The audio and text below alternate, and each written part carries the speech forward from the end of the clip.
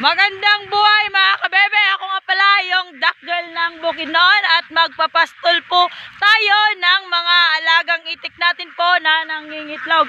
Ililipat po natin sila mga kabebe sa ibang area doon po sa tawid po ng kalsada kasi dito na nga area po ay wala nga po tayong mapakain po sa mga alagang itik natin. At ito na nga po tayo mga kabebe.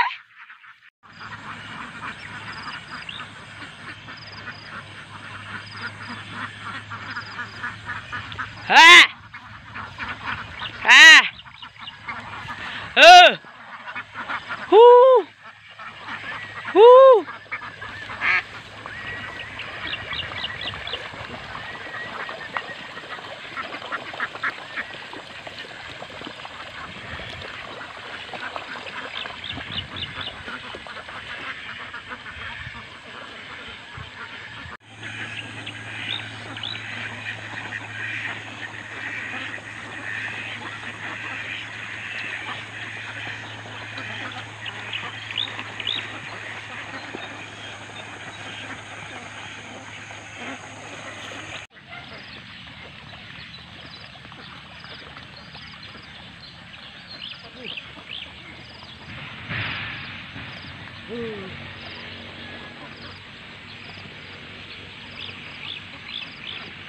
Wala na sila naman nag-breed.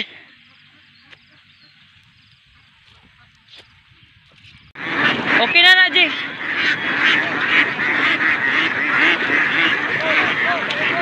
Dito ka, buddy. Atang dito ka.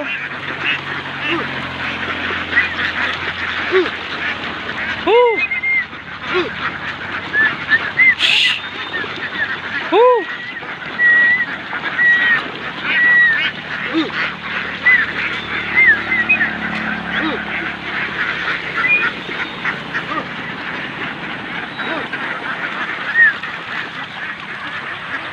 Ay, ala, pato nga ba di? Pato nga sa dalan sa. Pato nga sa.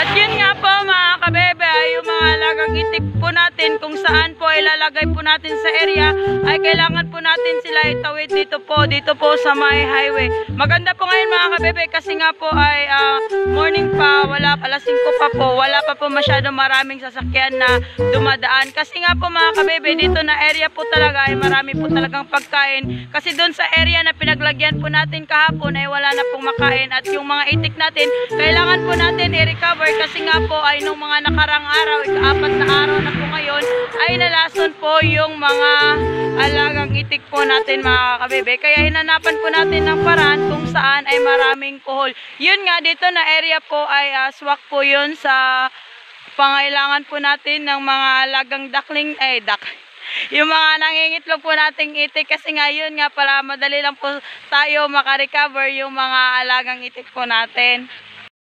Ayun nga, okay na po yung itik natin, na-plaster na nato, char. Yung linagay na po natin sila sa area ay kakain na lang po sila. Ay, finally po ay good na good po yun mga kabebe kasi nga ay busog na busog po yung mga alagang itik natin. Unang salang pa lang natin sa kanila mga kabebe ay ganun na talaga sila. Tuka na po ng tuka po yung mga alagang itik natin. Alata mo talaga na marami po talaga silang makakain na kuhol. Yun nga lang po mga kabebe, pumunta po dito yung may-ari. Buti na lang po at nagsabi siya sa atin na mag-i-spray po daw siya ngayon para po daw sa kuhol.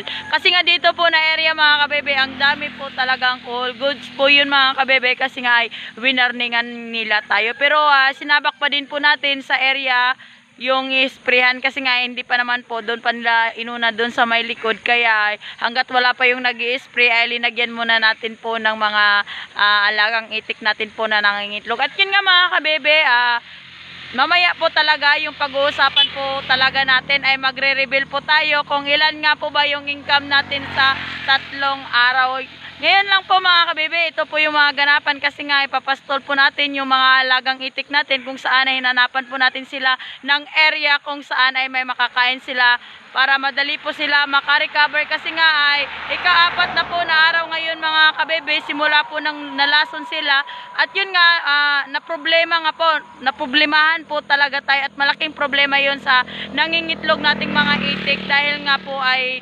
kadahilanan ay nalason. Yung mga similya sana nilang nagpaparami, may posibilidad mga kabebe na mawala yun, mahilis, yung ganun. Yun nga mga kabebe, yung mga pag-uusapan po natin ngayon, kasi nga wala pa naman yung buyer ko, at yun nga, titignan natin yung before and after, kasi nga kahapon, naglagay po ako ng paglagyan po ng mga itlog. Ano ba yun? Kids, kung sa English pa, kung sa Bisaya pa, salag-salagan.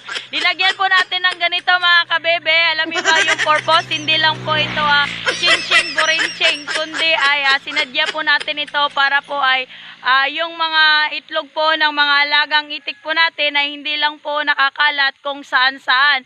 Kasi nga po may linagyan po natin ng kids yung mga alagang itik natin, yung itlog po nila ay lalagay po nila doon at yung maganda doon ay malinis po yung itlog nila. Samantala pag hinayaan mo pong hindi po lagyan ng kids yung mga alagang itik mo, ang posibilidad po nun ay marumi po yung itlog po ng mga alagang itik natin at kung saan-saan na lang po sila nangingitlog. At yun po yung iniiwasan natin mga kabebe na maging kamuti po yung mga itlog po ng mga itik natin. Lalo na po yung buyer ay may posibilidad po talaga na hindi niya po bibilin yun. Kasi nga ibabalot po, mahirap po yung tignan kung balot ba o Pinoy.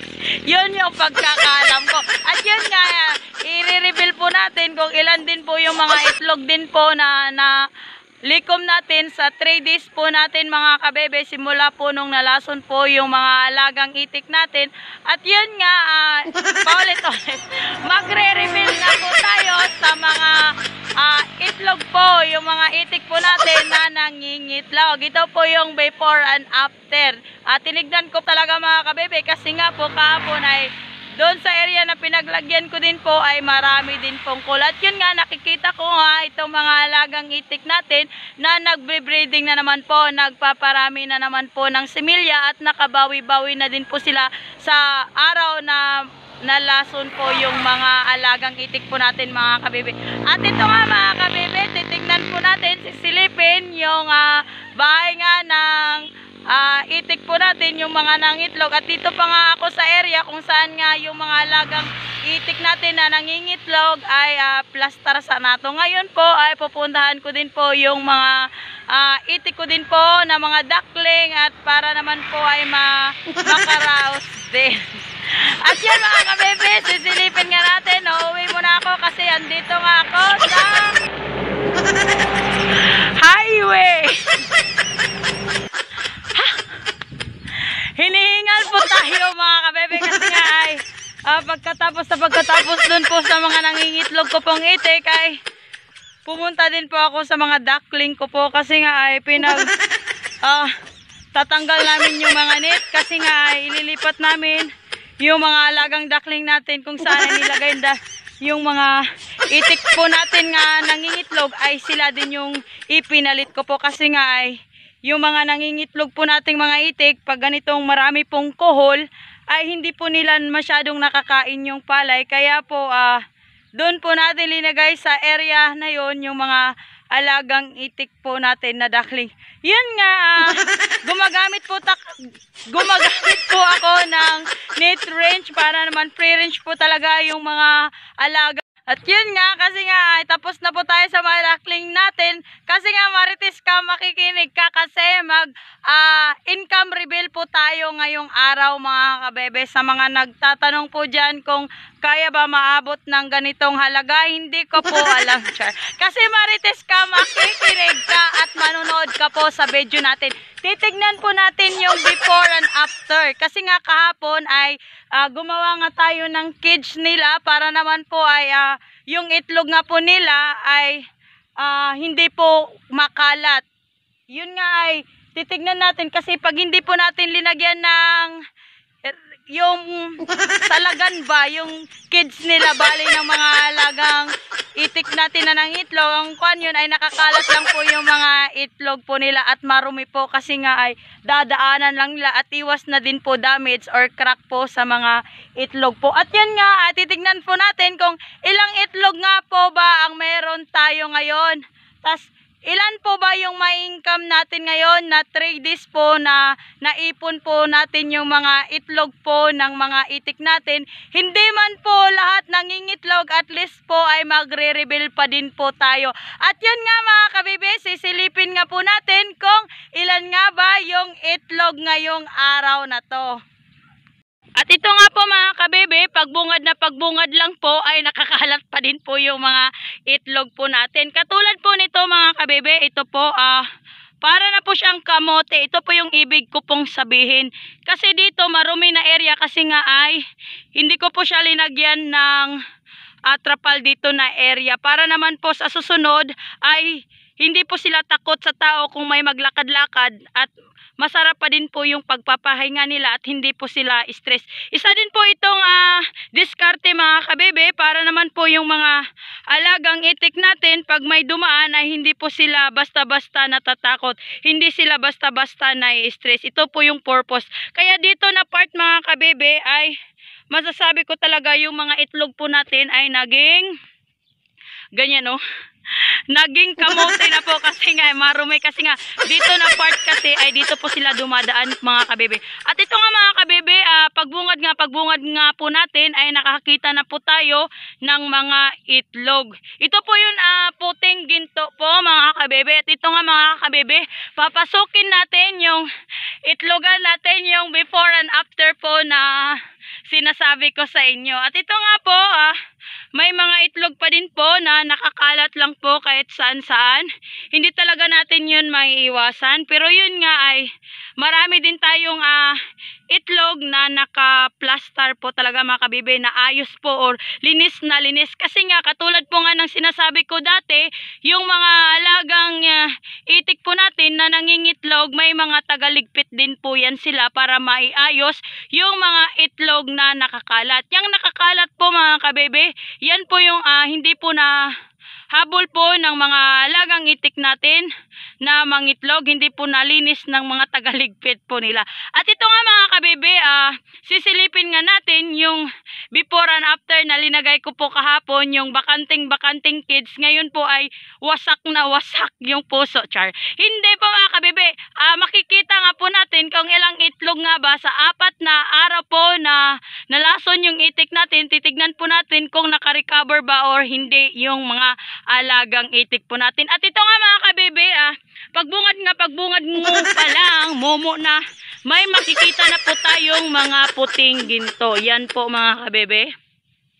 Yan. Medyo nakaayos na po ito ngayon kaysa kahapon. At ito nga po mga kabebe, kasi nga ay nalason nga po yung mga itik natin, ay nag-vitamins po ako. Ang ginamit ko pong vitamins is Bachenmen. Mag-mention naman yung Duck Girl. Hindi nga, para naman po ay may idea din po kayo. Para naman po ay makaya po ng katawan po ng itik natin at hindi na din po sila sobrang ma-stress at makabawi din po sa katawan nilang nalason yung mga similya po. At yun nga mga kabebe, ito po yung planggana. Isang planggana lang po yung dinagay ko kasi nga ay sinubukan ko munang lagyan ng isang planggana hanggat sa masanay po sila na may inumin sila dito sa bahay po nila. At ito nga po mga kabebe, 4-in-1 nga po yung vitamins ko. 2 sachet po yun ng Aquadox at isang planggana po ng tubig. Sakto lang po yun sa iinumin po nila pagdating galing po sa area pag kinulong na po. At ito nga mga kabebe ay may nakikita akong sobrang kamuti na po talaga. Hindi na po siya puti, hindi na po siya green, hindi na po siya gray, kundi ay naging kamuti na po siya mga kabebe. Yan po. At yun nga mga kabebe, andito na nga tayo sa area kung saan yung mga itlog ay parami-parami na din. Yung nakakalat lang po, ayan po, titignan natin isa-isa, baka maapakan pa to, sayang. At magre-reveal pa naman tayo kung magkano yung isang itlog ngayon. At yun nga, ito nga mga kabebe, yan. Oh. Mga puting ginto dito po sa Bukidnon. Yan po mga kabebe. Nakakalat lang po talaga yung mga itlog po natin. Ayan. Yan. Oh, ito po yung linagay ko kahapon. Yung before and after. Tingnan nyo naman nangyari mga kabebe. Ayos na ayos ito kahapon. Pero nangyari nga ay naging ganyan na po yung mga kids nila. Kasi ginaganon-ganon nila yun. Sinasabunutan. Kasi sobrang dami po nila ng itlog dito mga kabebe. May taga-ayos kasi sila. Ilang itik kaya ang naglumlum ani. Ang nagligpit. Hindi po natin kung ilang itik yung nagligpit nito. May mga itik kasi tayo mga burara mga kabebe, yung kahit saan na lang sila nag-iitlog. Kaya ito may tagaligpit din po sila. At yan nga po mga kabebe, ito na po yung mga puting ginto natin. Yan, didistansya natin para kitang-kita naman. Kasi nga marites ka, manonood ka talaga. Itong marites na to ay maganda po kasi nga tignan nyo naman yung mga puting ginto. Ito talaga yung sinasabing low budget pero high income po mga kabebe. At ito din po, yan, nakakalat pa din po yung mga itlog dyan.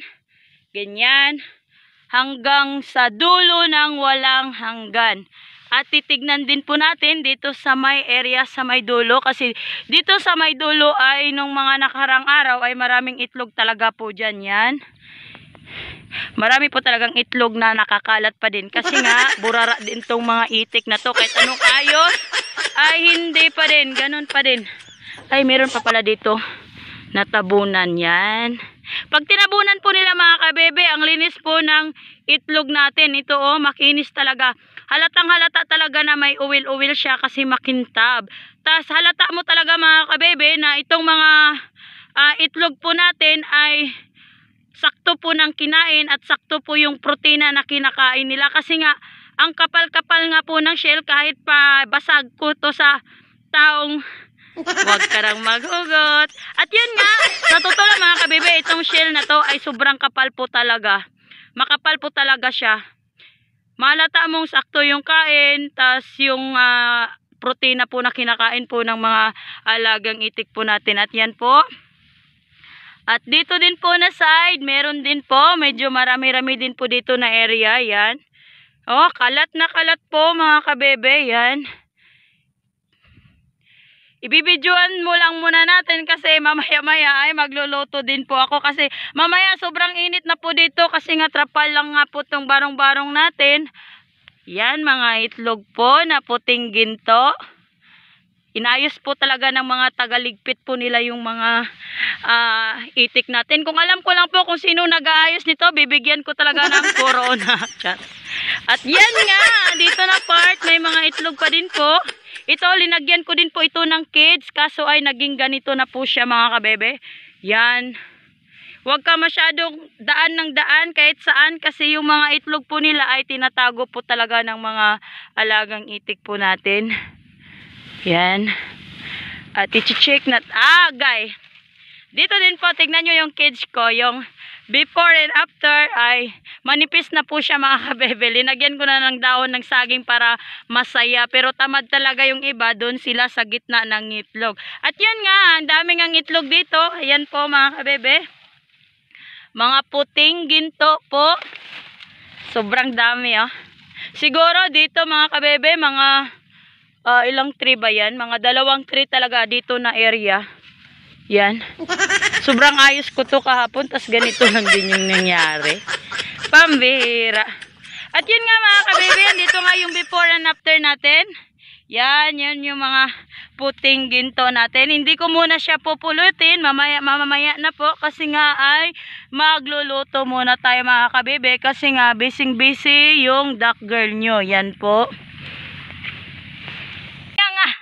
At yun nga, nakita nyo naman po yung mga puting ginto po natin mga kabebe. Mamaya po ay sasabayan nyo po akong mamulot po. Kasi nga sobrang init na. Tignan nyo naman yung mukha ko. Parang itik na. Char. Yun nga, ay magluluto muna tayo mga kabebe. At mamaya ay sasabayan nyo ako. Kasi ngayong araw nga po to mga kabebe, yung buyer ko po ay every 3 days ay pinupuntahan niya po tayo para kunin po yung mga itlog po ng mga itik natin. At yun nga ay hindi ko po alam kung magkano po yung itlog ngayon kasi nung nakaraan ay sabi po ay baka tataas daw pero hindi ko pa po alam.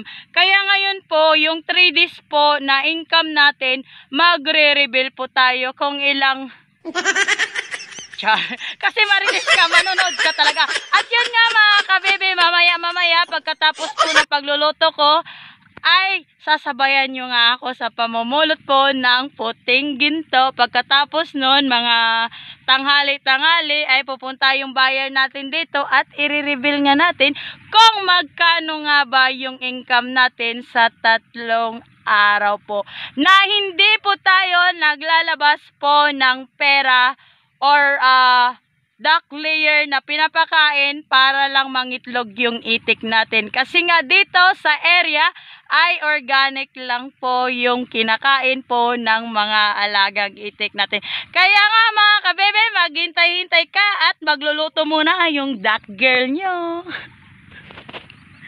Yan nga po mga kabebe, natapos na po natin namulot po ng mga ginto, puting ginto pong sinasabi nila, yung itlog po ng mga alagang itik natin. At ito nga po mga kabebe ay nakapulot nga po tayo, nakalikom nga po tayo sa 3 araw po. At yun nga, hindi po natin alam kung ilang tree ba yung ipon po natin ngayong ay sa 3 araw po. At yun nga, kasi nga andito yung buyer po natin, magre-reveal nga po tayo ng income po natin. At yun nga talaga yung hinihintay nyo kasi nga marites ka. At yun nga mga kabebe, ito nga pala yung kuya ko. Kailan sa maulo, ang gubay yan. Yan po yung duck boy ng Baling. Balingasag po mga kabebe, doon po sa Misamis Oriental. At ito po yung kuya ko po kasi nga ay yung mga itlog nga po natin ay pinipili po kung ano po yung maganda, charot. Reject ba or pwede ba mga kabebe? At ito nga po mga kabebe, yung itlog po natin na araw. Pipiliin pa po natin kung may mga reject ba. At ito nga po mga kabebe, yung sinasabi kong pag hindi po natin linagyan ng kids po, ang mangyayari po ay yung mga itlog po natin ay marumi. Magiging kamuti po talaga siya. At ito, sure na po talaga ito mga kabebe na hindi po ito tatanggapin ng buyer natin kasi nga pag gawin po itong balot, mahirap po tignan mga kabebe kasi nga masyado na siyang madumi, napuno na po ng putik, tas tae po ng itik. Kaya iniiwasan po natin yun mga kabebe, kaya nga lagyan po talaga natin ng kids o say tawagan na ay basta kanang pangitlogan ba kung sa Bisaya pa, kanang salagan. Yun nga mga kabebe, iniisa po natin chine-check po yung mga yung mga itlog natin para sa ganon ay kung tumawag po yung buyer natin ay tapos na din po tayo at ready to sale na nga itong mga ready to pick na po itong mga itlog po natin. At ito nga pong itlog na to mga kabebe, ito po ay 3 araw po. Hindi po siya gaano karami kasi nga po ay sa kadahilanan nga po ay nalason nga po yung itik natin. Pero kahit ganun mga kabebe ay nakikita nyo pa din po yung araw-araw na income po natin ngayon mga kabebe. At mamaya po mga kabebe, malalaman po natin kung magkano nga ba po yung isang itlog po ng itik po mga kabebe. Kung masasabi mo bang basta nasa sayo na yun mga kabebe ang magusga. Kaya ito talagang duck farming ay tinatawag po nating low budget pero high income po talaga. At ito nga mga kabebe, ito na po yung hindi pa natin napipilian. Titignan muna natin yung mga reject. Marami pa din po parang kamote pero parang kaya-kaya namang guro ninong no. Ha? Kay lisod na kayong itlog ron kahit marumehan la. Padayon gyapon.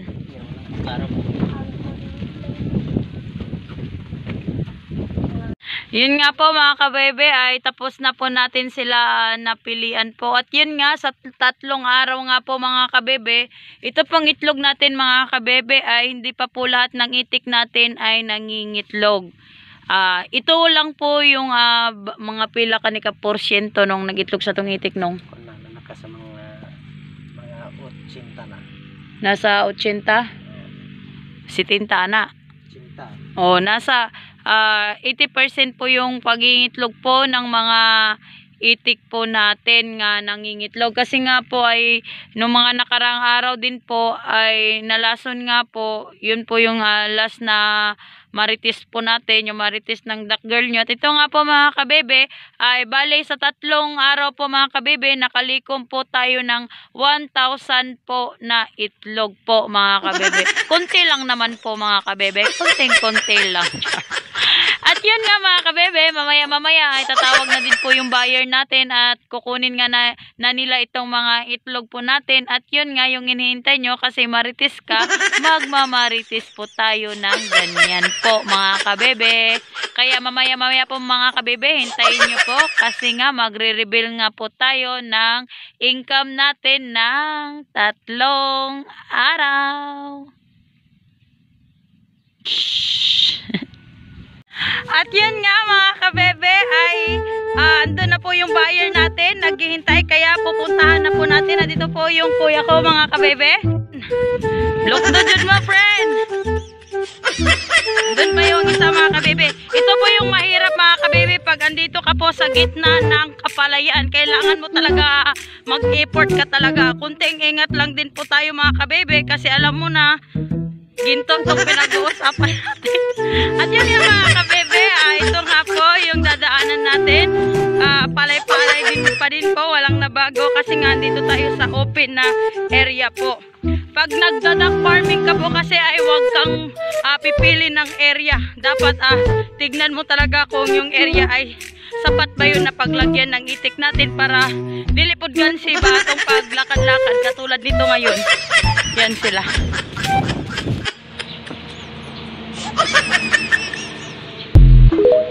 Sakit sa init. Gitawa. Hindi na ako punuwi. Isang dito sa kuan. Amuha balik sa yan. Mayroon mo pa naman ito. Yo, hindi mo ito kay duro baga. Ay, di na po na ay. Ang init. Init. Ini berhenti kay init ito kay duro baga. Kaya ba ito na kauli. Ay, sa kuan.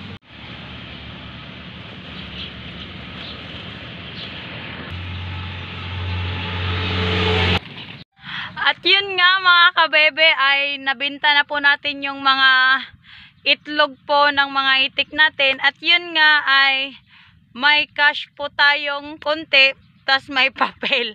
Kasi nga po mga kabebe ay kulang po sila ng pera kaya yung kalahati po ng ng itik natin, nabinta ng itik natin ay diniposit muna. Sa susunod na araw na naman po, mga 3 araw na naman po natin makukuha yun. Kasi nga po mga kabebe, walang problema sa ganun kasi nga ay sila talaga yung tagakuha po ng itlog po ng itik natin. Kahit saan po tayo mapadpad ay pupuntahan talaga nila tayo. Yun yung maganda mga kabebe, hindi tayo maghahanap ng buyer kundi sila ang maghahanap po sa atin. Kasi lalo na po ngayon mga kabebe na pahirapan po talaga yung itlog ngayon kasi nga sa panahon nga po ngayon ay mainit tas walang masyadong tubig pakain po kasi nga patapos na po yung anihan. Kaya nga swerte po tayo kasi nga ngayon ay marami-rami kunti yung itlog natin kahit nga po ay sa 4 na araw na yun nakaka-recover kunti po yung mga alagang itik po natin na nalasan. At kaya yon magre-reveal nga po tayo mga kabebe kung magkano nga ba po yung income natin sa 3 araw. At yan nga po mga kabebe, ito po yung mga buyer natin. Nakikita nyo naman po, pinipili na po nila isa-isa yung mga itlog natin or baka may reject po din dyan. Kaya nga mga kabebe, at ito nga po mga kabebe, ang isang itlog po ngayon mga kabebe ay 11 pesos po yung isang itlog po ng itik. Kaya medyo malaki-laki ang kikitain natin mga kabebe sa 3 araw lang po.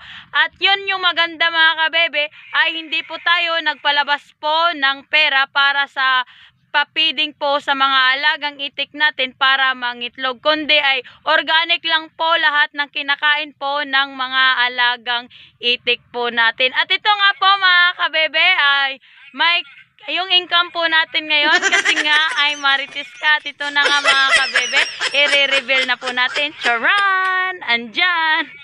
Resibo po yung income natin ngayon. Pero yan na resibo mga kabebe. Andyan po nakalagay yung cash natin. Yan po ay 10,900 plus. Yung kita po natin ng 3 araw mga kabebe. Wala pa yon, yung mga reject ay naibenta na din po natin. Kaya masasabi ko po talaga mga kabebe na ang duck farming po talaga ay low budget pero high income po talaga nating matatawag. Yung mga alagang itik po natin mga kabebe ay hindi pa po sila nangingitlog lahat.